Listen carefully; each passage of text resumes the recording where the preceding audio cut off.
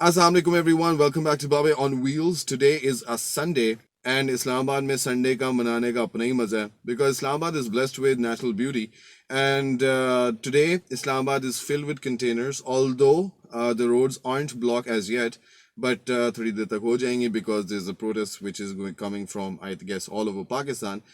तो संडे को जी आज छुट्टी का दिन है तो मैं और मेरे दोस्त गोशी जो मेरे नेबर भी हैं ये वो हैं एंड हमने सोचा कि चलो यार बाइक्स निकालते हैं जरा पहाड़ों की सैर हो जाए तो because Islamabad is one of those cities which is naturally very beautiful और हवा साफ है और धूल मिट्टी नहीं है so this is the perfect place to get motor bikes in action and so anyways अब हम लोग I am going to show you कि संडे के दिन हम लोग क्या करते हैं इस्लामाबाद में सो हियर वी गो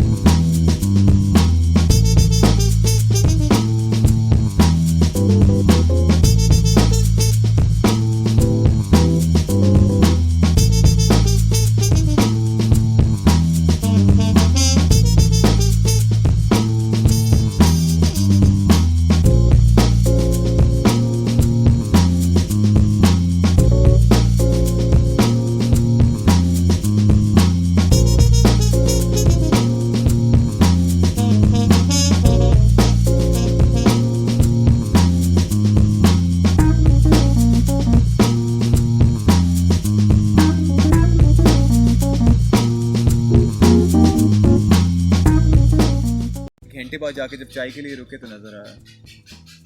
गोशी आपकी क्या तासुरात है? ठंड है। इतनी भी ठंड नहीं है गोशी। हाँ बहुत ठंड है यार। मैं तो पहन के आया हूँ तो वो भी पहन के नहीं आया। मैं अंडीज में आया हूँ। तेरी जगह मैं बात कर रहा था कि यार तुझे ठंड लग रही है। पतोड़े पतोड़े, सिर्फ पतोड़े हो और ऐसा व्यू। अरे वाह गोशी, कैसे लगे तुम्हें पकोड़े? मैंने अभी तक खाए नहीं है। खाओ, एक्चुअली नॉट बैड वैसे, पता यार, ऐसा मौसम हो, पकोड़े हो और चाय हो, this is the perfect thing man. यार तूने कभी वो ट्राई किए हैं अहमदाबाद वाले टर्किश पकोड़े? अहमदाबाद नहीं बल्कि अहमदाबाद रोड पे आते हैं टर्किश पकोड़े। यस। वो कौन से होते हैं?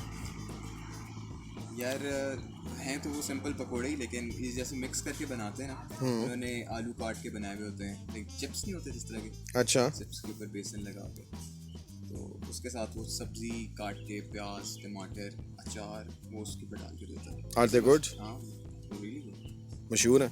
मशहूर है, मशहूर मशहूर है। जेन्युइन पकोड़े, जेन्युइन चलते हैं ना, कभी आते हैं वहाँ से। That's not a bad idea. We can actually do that. Ahmedabad ना दूर भी नहीं है, जाना कहाँ से? नथिया गली से? यार ये वाली रोड नहीं है, ये पकड़ेंगे ना सीधा जाएगी। अरे ये वाली रोड बहुत गंदी है रे। सजी कोट वाली साइड से हम काला बाग की तरफ मुड़ जाएंगे ना अंदर। हाँ, it is scenic though. It is scenic, साथ में you know we might get opportunity to see old cars. तो मुझे याद है इधर इस रोड पे ना पुराने डॉज के ट्रक और फोर्ड ट्रांजिट्स बहुत खड़ी होती हैं। वैसे उस साइड पे हैं 2-3 अबैंडन्ड गाड़ियाँ खड़ी हुई हैं। नहीं यार। हाँ। तो सीन ऑन है, कब करें? तू बता। यार देखो, फजलू भैया आ रहे हैं आज और कल, ठीक है? शायद रोडें बंद हो जाएं। नेक्स्ट वीक क्या? नेक्स्ट वीक वही ये रोड कहाँ से बंद होगी? ये तो रोड कुछ भी हो जाए, इस रोड पे कोई कभी आता भी नहीं है। देख, फिर गेम ये है कि मुझे तो फिर रेडियो से भी छुट्टी होगी, ठीक है? वीकडेज में अगर वो सारा रेड जोन बंद होता है तो हमें तो छुट्टी हो जाएंगी, तो we can do that next week. वैसे क्या ख्याल है? नेक्स्ट वीक कर ऑन है। वीकडे पे सही एंड डला हुआ ना इस्लामाबाद में। हाँ, बंद हुआ, सब कुछ बंद हुआ, फिर इधर से निकल जाएंगे इस जगह से, पीछे वाली साइड से। नेक्स्ट वीक फिर ऑन है? हाँ नेक्स्ट वीक डन है। We need to shake on this. So next week हम जा रहे हैं टर्किश पकोड़े खाने। Yes. Oh my God, let's convert it into a food review, man. You know, हम लोग all fancy होके, you know, pinky raise करके फिर हम लोग पकोड़े खाएंगे। क्या ख्याल है? Ratatouille वाला scene। चलो done है। Next week then it is, my friend. I'm going to hold you to that. हाँ set है। Done है। It's on video now.